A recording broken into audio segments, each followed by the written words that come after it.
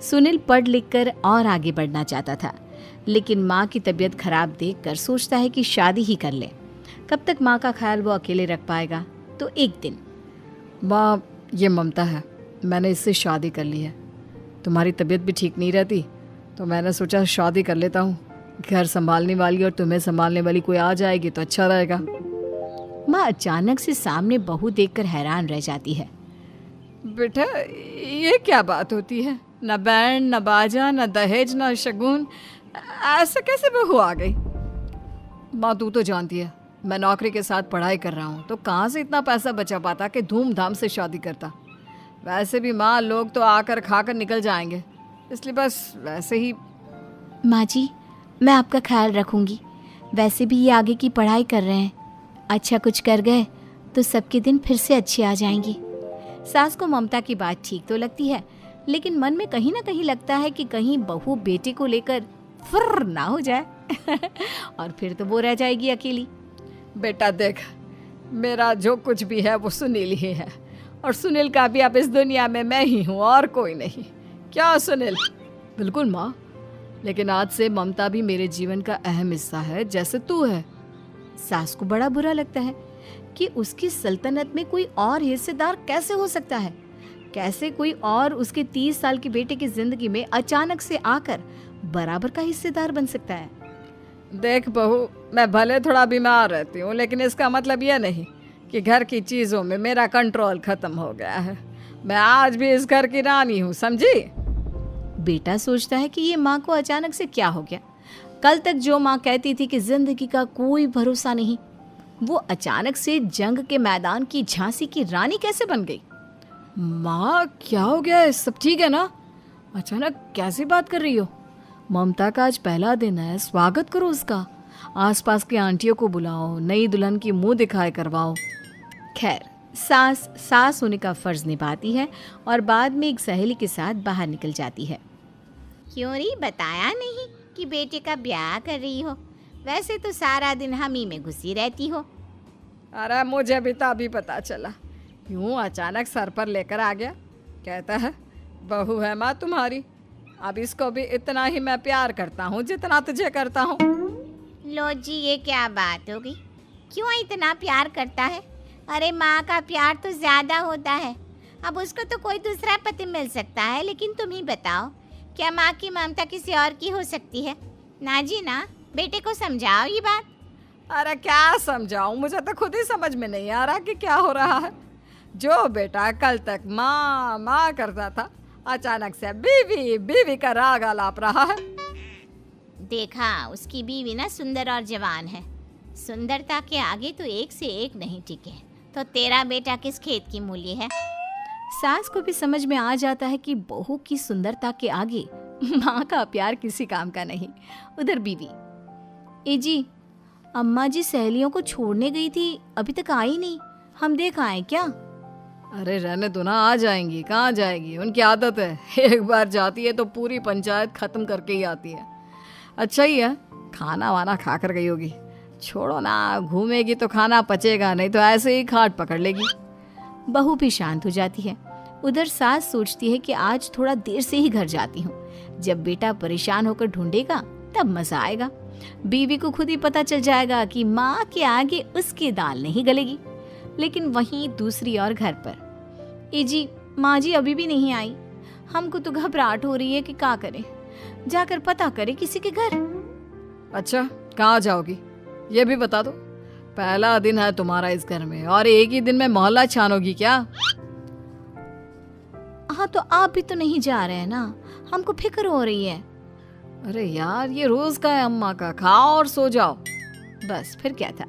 बेटा बहू खाना खाते हैं और कमरे में सोने चले जाते हैं। उधर जब सास को कोई देखने नहीं आता तो वो हार कर घर आ जाती है, जहाँ वो देखती है कि सारे घर की लाइट्स बंद है। सास को गुस्सा आता है, बहू, ममता बहू कहाँ हो? लेकिन सारे दिन की थकी बहू को ऐसी नींद आती है जैसे किसी ने भांग की गोली खिला दी हो। वो तो नहीं उठती। उठकर आ जाता है बेटा। क्या बात है अम्मा, काहे चिल्ला रही हो? अरे सो जाओ ना, सुबह की थकी है बहू, वो सो रही है। जोर से बोलोगी तो नींद खुल जाएगी उसकी। माँ को गुस्सा आ जाता है। फिलहाल तो सो जाती है, लेकिन मन ही मन ढेर सारा जहर बहू के लिए भरा होता है। सुबह बहू चाय बना रही होती है कि सास धीरे से गैस तेज कर देती है, जिससे चाय का बर्तन जल जाता है। और जैसे ही बहू चाय का बर्तन उठाती है, उसका हाथ जल जाता है। मेरा हाथ जल गया। वो जोर जोर से चिल्लाकर इधर उधर भागती है कि सास थोड़ी देर में उसके हाथ में पानी डाल देती है। हाय रे बहू, क्या कर रही हो? पहली बार रसोई छुई हो क्या? सासू माँ गलती से गैस तेज रह गई थी और बर्तन जल गया, जिससे मेरा हाथ जल गया। हाय रे, कितना गंदा दाग। छी छी छी छी, मुझे तो उल्टी आ रही है तेरा गला हुआ मांस देखकर। तू ना मुझे अभी साथ से खाना मत लगाना। बहू भी खुद का हाथ देखती है तो उसे भी रोना आ जाता है। कुछ दिनों के बाद सास की सहेली आती है, बहू चाय बनाकर लाती है। उसके जाने के बाद सहेली कहती है, बहू की सुंदरता ऐसी है कि कोई भी दीवाना हो जाए। वैसे तेरे बेटे का क्या हाल है? अरे वैसा ही है, बहू के पीछे लट्टू। क्या करूं, कुछ समझ में नहीं आ रहा। मैंने तो बहू के चेहरे पर दिवाली के पटाखे की चक्री फेंक दी, उसका पूरा चेहरा जल गया। अब देखो ना रही सुंदरता, और ना ही अब मेरा बेटा उसे पूछता है।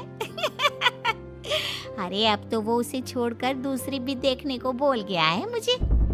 बहू सारी बात सुन रही होती है। आंटी एक बात बताइए, क्या भरोसा है कि दूसरी सही आए और आपके अनुसार रहे? देखिए आंटी, मेरी सासू माँ को गलत बात सिखाने की जरूरत नहीं है। हमारा परिवार साथ में खुशी से रह रहा है। देख बहू, मेरी सहेली की बेइज्जती ना कर, वही अच्छा रहेगा तेरे लिए, समझी? बहू नहीं मानती है। वो बार बार उनकी सहेली को घर से निकल जाने को कहती है। तभी सास की सहेली पास के चूल्हे से लकड़ी लाकर बहू के चेहरे पर लगा देती है। बहू जोर जोर से रोने लगती है। अरे ये क्या कर दिया? मैंने कहाँ किया, ये तो तूने किया। तू ही नहीं चाहती थी कि बहू बेटे के साथ रहे, भला मैं क्यों करूंगी?